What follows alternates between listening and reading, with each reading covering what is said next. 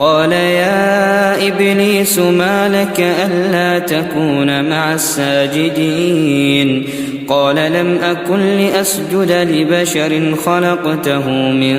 صلصال من حمأ